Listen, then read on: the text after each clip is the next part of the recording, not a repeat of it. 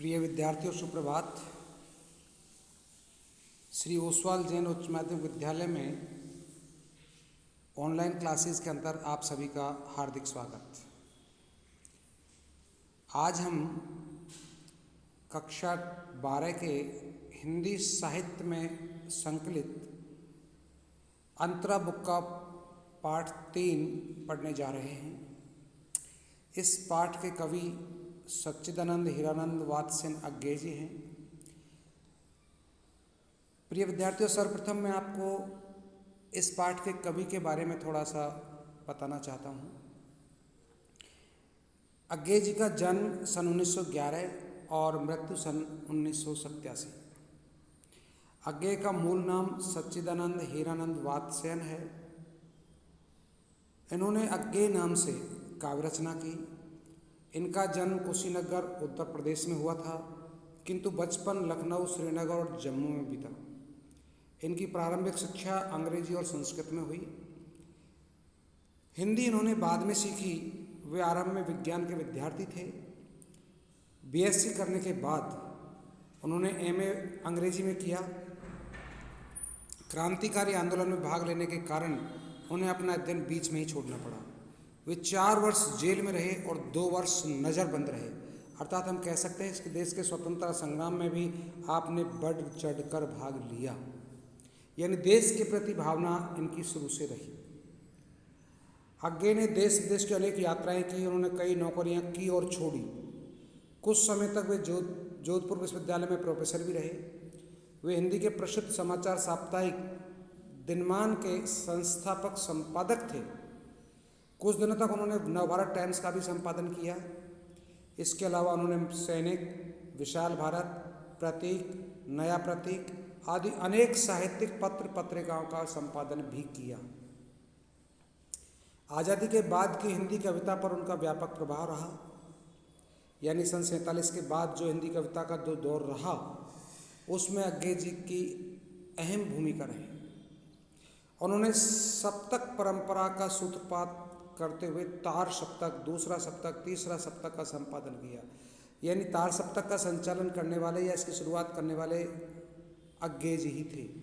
इसमें इन्होंने क्या किया, 7 कवियों की रचनाओं का संकलन कर एक साथ प्रकाशित किया, जो इनका पहला तार सप्तक 1943 में प्रकाशित हुआ था, 1943 में। इसी तरह दूसरा सप्तक 4 साल बाद 1947 में, यानी 1947 में, और तीसरा तार सप्तक इनका फिर 4 साल बाद यानी कि 1951 में प्रकाशित हुआ। तो इनमें क्या है, इन्होंने के द्वारा जो तार सप्तक का संपादन किया गया, इसमें 7 प्रमुख कवियों की रचनाओं का संकलन कर उसको प्रकाशन में लाया गया। प्रत्येक सप्तक में 7 कवियों की कविताएं इनकी संग्रहित हैं, जो शताब्दी के कई दशकों की काव्य चेतना को प्रकट करते हैं। यानी पूरी शताब्दी, यानी कि 20वीं शताब्दी के पूरे दौर के अपने एक विशेषता को प्रकट करने वाली रचनाओं का उसमें संकलन था। अज्ञे ने कविता के साथ कहानी, उपन्यास, यात्रा वृत्तांत, निबंध, आलोचना आदि अनेक साहित्यिक विधाओं में लेखन कार्य किया है। यानी हम इनकी साहित्य रचना को यदि देखें या साहित्यिक यात्रा को देखें, तो हर एक विधा पर इन्होंने अपनी कलम चलाई है। शेखर एक जीवनी, नदी के द्वीप, अपने अपने अजनबी आपके उपन्यास हैं। अरे यायावर रहेगा याद, एक बूंद सहसा उछली इनके यात्रा वृत्तांत हैं। त्रिशंकु आत्मनेपद इनके निबंध संग्रह हैं। विपथगा, परंपरा, कोठरी की बात, शरणार्थी, जयदौल और ये तेरे प्रतिरूप इनके कहानी संग्रह हैं। ये सब इनकी प्रमुख रचनाएं हैं। अज्ञे जी प्रकृति प्रेम और मानव मन के अंतर्द्वंद्वों के कवि हैं। यानी अज्ञे जी के बारे में यदि हम देखें तो इनका प्रकृति प्रेम और मानव मन, इन दोनों के अंतर्द्वंद्व को दर्शाती हैं इनकी रचनाएं। इनकी कविता में व्यक्ति की स्वतंत्रता का आग्रह है और बौद्धिकता का विस्तार भी।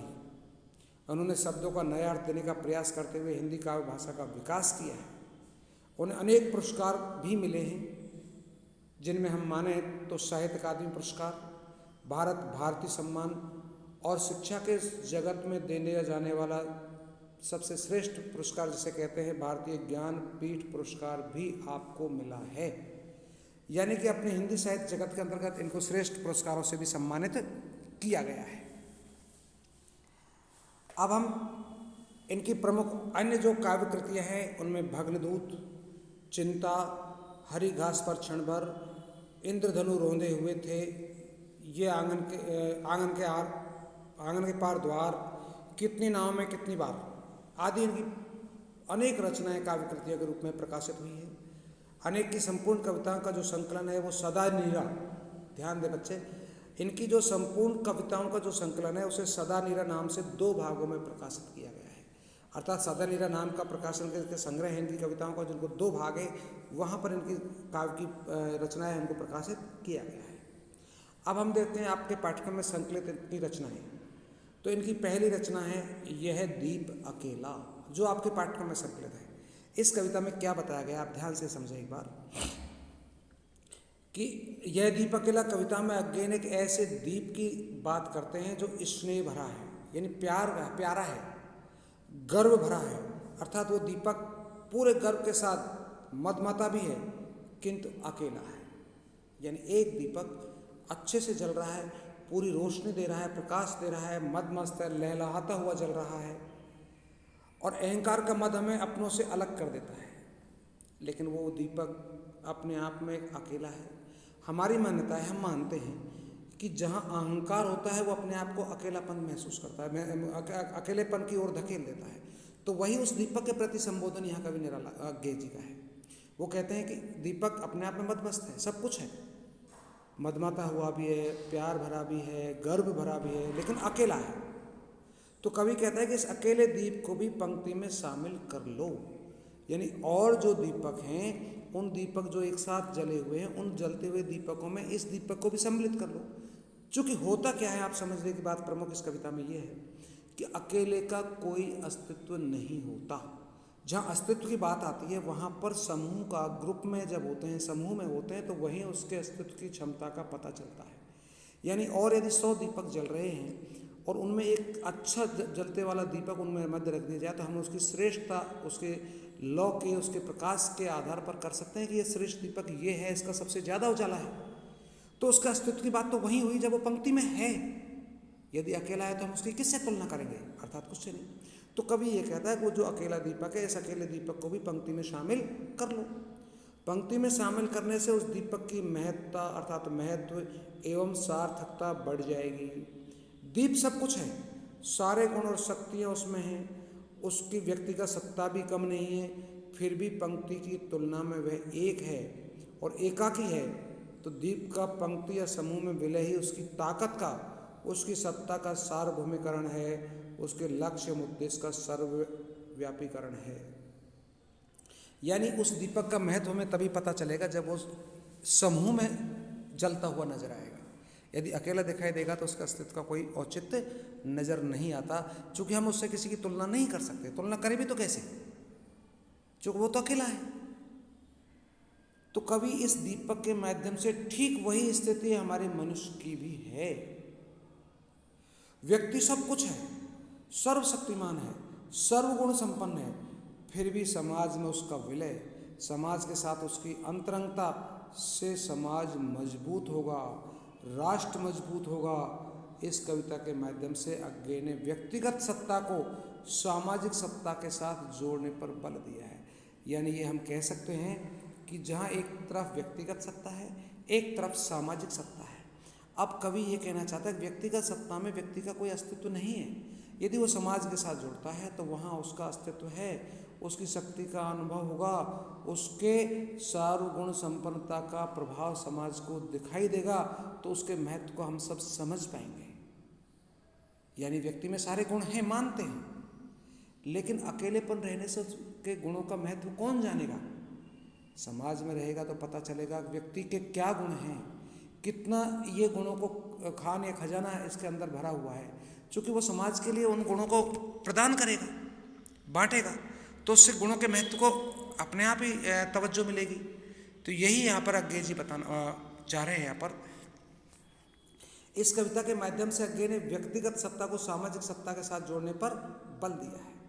दीप का पंक्ति में विलय, कवि अज्ञे जी के अनुसार व्यष्टि का समष्टि में विलय है। व्यष्टि का तात्पर्य है अकेलापन, एकाकी, और समष्टि का मतलब है संपूर्ण। यानी व्यष्टि का समष्टि में विलय, यानी एक का सब में मिलन, और आत्मबोध का विश्वबोध में रूपांतरण। यानी अकेला है व्यक्ति तो वो आत्मबोध स्वयं ही बोध का जानकारी बोध रखता है, लेकिन उस आत्मबोध का विश्वबोध में यानी सबके लिए सब में विलय होने का एक रूपांतरण स्वरूप है यह दीप अकेला कविता। तो आप आज हम इस कविता को पढ़ने जा रहे हैं। बहुत सरल सहज शब्दों का यहाँ कवि के द्वारा प्रयोग किया गया है। देखिए, इनकी इसी पाठ में एक दूसरी कविता है, लेकिन उस दूसरी कविता को हम अपने दूसरे वीडियो में पढ़ेंगे। पहले हम केवल इस कविता को देखते हैं, यह दीप अकेला।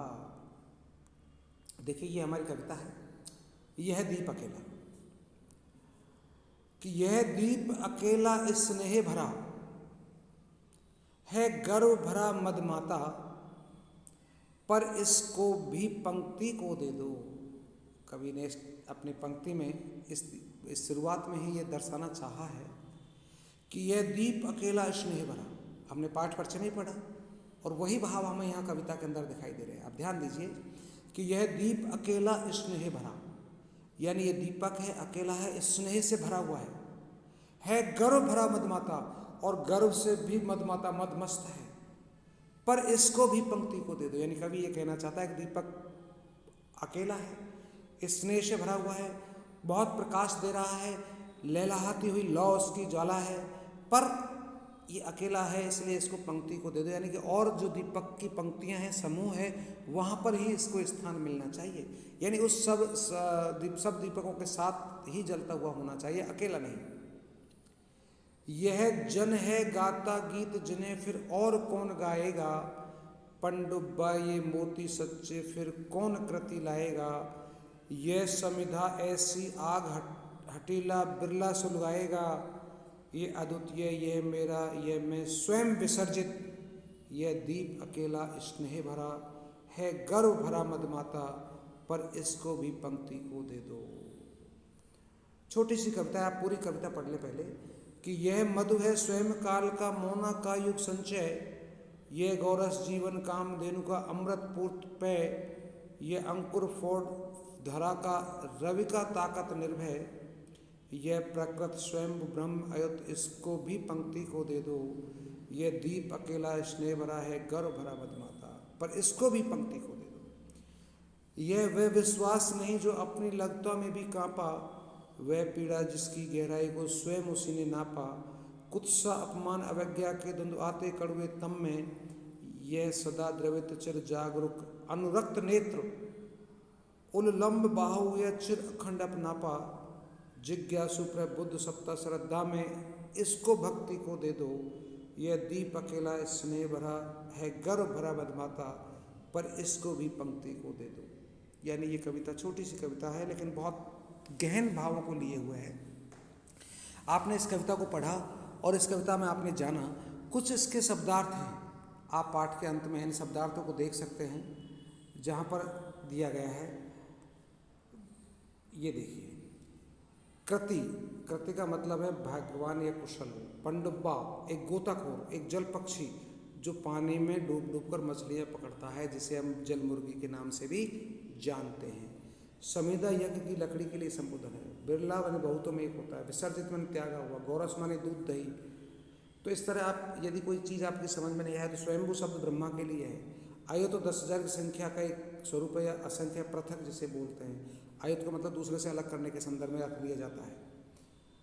अमृत पूत पे यानी अमृत रूपी पवित्र पे मानी दूध। कुत्स माने निंदा या घृणा। उलम्ब बाहु माने उठी हुई बाह वाला। मोना माने टोकरा या पिटारा।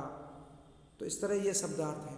तो आपको यदि कोई चीज़ समझ में नहीं आए, कोई शब्द समझ में नहीं आया, तो आप उसका इन पुस्तक में शब्दार्थ दिए गए हैं, यहाँ पर इनको आप लोग देख सकते हैं और अर्थ को समझ सकते हैं। तो अब हम आते हैं अपनी पूर्ण शुरुआत कविता पर कि देखिए यहाँ पर कि किस तरह से कवि आगे अपने इस दीपक के माध्यम से यहाँ हमें बताना चाहता है कि यह दीप अकेला स्नेह भरा है, गर्व भरा मदमाता, पर इसको भी पंक्ति को दे दो। यानी कि अकेले दीप को मदमाता है, मस्त है, लेकिन अच्छा उजाला प्रकाश दे रहा है, पर इसको पंक्ति में शामिल करो, तभी जाकर के इससे अस्तित्व का पता चल पाएगा कि कितना तेज रोशनी देने वाला दीपक है। यानी इस दीपक में क्या क्या गुण हैं, और वही स्थिति व्यक्ति की होती है। व्यक्ति के गुणों का पता चलता है जब वो समाज के साथ उठता है, बैठता है, उसके गुणों का प्रयोग समाज करता है, समाज में उसका महत्व तभी बढ़ता है कि यह जन है गाता गीत जिन्हें फिर और कौन गाएगा। जब तक ये दीपक पंक्ति में सम्मिलित नहीं होगा, जब तक इसके रूप का पता नहीं चलेगा, यही जन है, यानी यही एक व्यक्ति है गाता गीत, कोई गीत गाता है, अपनी बात कहता है, जिन्हें फिर और कौन गाएगा। यानी आज ये दीपक है, आज जल रहा है, इस दीपक को देखते हुए इस व्यक्ति को, हम दीपक की तुलना आज के व्यक्ति से करते हैं। आप यहाँ आइए सीधे सीधे, चूँकि व्यक्ति सत्ता को एक सामाजिक सत्ता के रूप में परिवर्तित करने की बात इस कविता के माध्यम से कवि आगे बताना चाह रहा है, तो हम सीधा दीपक की बात ना करके हम एक व्यक्ति के संदर्भ में इस कविता का अर्थ देखते हैं कि यह जन है गाता गीत, यानी एक अकेला व्यक्ति कोई गीत गाता है, कोई बात कहता है, अपने विचारों की अभिव्यक्ति प्रदान करता है, जिन्हें फिर और कौन गाएगा।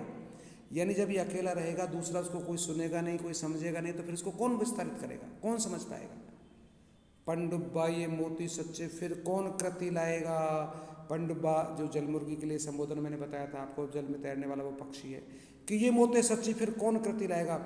ये व्यक्ति अपना सब अकेला रह करके, मान के चले जिस तरह की जलमुर्गी पानी में वैसे मोती को ढूंढ करके लाता है वो जल का पक्षी, ऐसे ये व्यक्ति के पास भी सारे गुण हैं, मोती के समान गुणों को धारण करने वाला है, पर अकेला है, समाज में नहीं मिल रहा। समाज के लोगों को इस क्रिया को, कार्य के करने की स्थिति को कौन समझाएगा इसके बिना।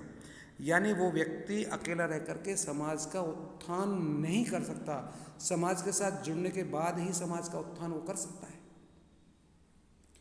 यह समिधा ऐसी आग हटीला बिरला सुलगाएगा, ये अद्वितीय, यह मेरा, यह मैं स्वयं विसर्जित, यह दीप अकेला स्नेह भरा है गर्व भरा मदमाता, पर इसको भी पंक्ति को दे दो। फिर उस व्यक्ति की बात आप देखिए कि यह समिधा, समिधा बोलते हैं हवन के काम में आने वाली लकड़ी, यह सामग्री, कि इस सामग्री को ऐसी आग हटीला बिरला सुलगाएगा। इस तरह की आग, इस तरह का प्रकाश, इस तरह की बातें, इस तरह के मोती में वातावरण, यह परिवार, यह समाज को उत्थान करने वाला और फिर कौन आएगा।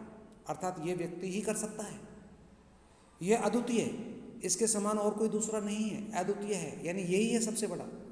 यह मेरा, यह मैं स्वयं विसर्जित, यदि ये अकेला रहता है तो वो अपने आप में अकेला रह करके वो स्वयं ही विसर्जित हो जाएगा, और यह मेरा है, यह मैं हूँ, यानी एक मैं तक, यानी अपने तक ही सीमित रह करके अपने आप को विसर्जित कर लेगा, ध्वस्त कर लेगा, समाप्त कर लेगा। ऐसा क्यों, क्यों नहीं इसको समाज को समर्पित किया जाए कि दीप अकेला स्नेह भरा है गर्व भरा मदमाता, पर इसको भी पंक्ति को दे दो, यानी इसको पंक्ति के साथ शामिल कर लो। इस व्यक्ति का अकेले में कोई अस्तित्व नहीं है, जिस तरह इस दीपक का अस्तित्व नहीं है, पंक्ति में उसके प्रकाश का महत्व पता चलता है, ऐसे ही समाज में आने के बाद ही उस व्यक्ति के महत्व का पता चल पाता है। आगे देखिए क्या कहता है कवि, कि यह मधु है स्वयं काल की मोना का युग संचय, यह गौरस जीवन काम धेनु का अमृत पूत पे। उस व्यक्ति की कितनी महत्वता को प्रकट किया है कवि अज्ञे ने यहाँ पर, कि व्यक्ति या ये दीपक, जिसकी हम तुलना, दीपक की तुलना हम व्यक्ति से कर रहे हैं, कि यह व्यक्ति कोई सामान्य मधु है, मीठा है, अमृत में है, स्वयं काल की मोना का गुण संचय, ये भी एक अपने आप में पूरे एक युग को धारण करने वाली भावनाओं को व्यक्त करने वाला एक पक्षी है। यह गौरस, ये दूध दही है, जीवन काम धेनु का अमृत पूत पे, यानी कामधेनु गाय के बराबर सर्वगुण संपन्नशाली, जो मांगे वही देने की क्षमता रखने वाली भावना या इसके गुण मौजूद हैं। यानी हर एक मोड़ पर यह सबका सहारा बनने वाला है, हर एक रास्ते के संचालन करने वाला, मार्ग प्रदर्शित करने वाला, मार्ग दर्शाने वाला है। ये अंकुर फोड़ धरा को रवि को तकता निर्भय, देखिए कितने बड़े गुण उसके अंतर्गत है। कोई भी बीज जमीन में बोया जाता है वो अंकुरित होता है, और अंकुरित होकर के सूर्य को देखता हुआ उस पृथ्वी पर अपने पुष्प पल्लवित होता हुआ अपनी समृद्धि को प्रकट करता हुआ दिखाई देता है। ठीक वैसे ही ये व्यक्ति भी उस अंकुर की तरह है जो पृथ्वी को फोड़ करके बाहर निकलता है और लहलहाता हुआ पृथ्वी पर सबके मन को हर्षित कर देता है।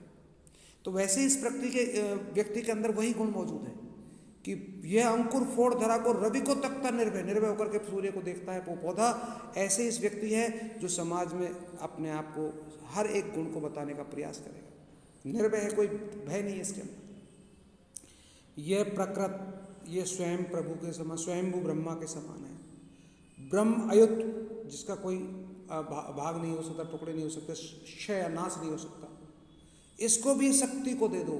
यदि ये समूह में रहेगा तो ये शक्ति स्वरूपा होगा, यानी शक्ति को धारण करने वाला होगा। अकेले की शक्ति का कोई महत्व नहीं होता, समूह में शक्ति का होता है। 1 और 1 11 भी होते हैं, अपनी कहावत सुनी होगी, तो वो समूह है 11 का, अकेले का कोई अस्तित्व नहीं है। यह दीप अकेला स्नेह भरा है, गर्व भरा मदमाता, पर इसको भी पंक्ति को दे दो। यह वह विश्वास नहीं जो अपनी लगता में भी कांपा। देखिए आगे और इस क्या प्रशंसा करता है, क्या उसके जीवन के बारे में बताता है कि यह वह विश्वास, कि इसके अंतर्गत कितना बड़ा विश्वास है, ताकत है, नहीं जो अपनी लगता में भी कांपा, यानी अपनी लघुता, यानी अपनी कमी, अपनी कोई परेशानी, अपनी हिम्मत हारने की भावना में भी ये नहीं है। कहने का तात्पर्य है इनके ऊपर कितने भी संकट आए तो उन संकटों का सामना करने की क्षमता इसके अंतर्गत है, उनसे भयभीत नहीं होता, कांपता नहीं, डरता नहीं। वह पीड़ा जिसको गहराई को स्वयं उसी ने नापा। इसके जीवन में यदि कोई पीड़ा, कोई कष्ट, कोई परेशानी आई तो उसको भी गहराई तक नापने की क्षमता भी इसके अंतर्गत है।